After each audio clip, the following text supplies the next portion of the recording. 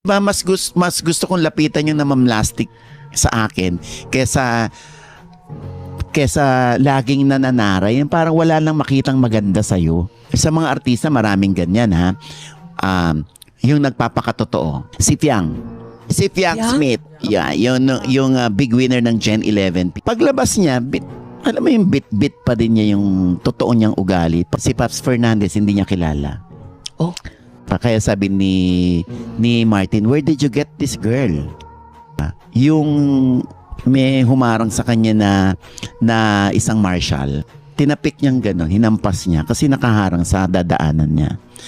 Yung pangatlo, yung kumakanta sila ni JM, yung kalabin niya, dinadangkal niya yung bandang ibaba. Tapos yung si Ding Dong Bahan, yung housemate niya doon sa PBB, dinidilaan niya yung ano. Tapos yung sinasabi niyang walang makakatalo sa Gen 11. Kahit ilang batch pang dumating. 'Di ba? Breaking. Gusto ko siyang ma-appreciate kasi nagiging totoo siya. Pero too much of pagpapakatotoo is bad. Okay. Too much of anything is bad. So, kung gusto kitang ma-appreciate kasi nagpakatotoo ka, pero hindi magandang ehemplo yan para sa mga kabataan na iniidolo ka.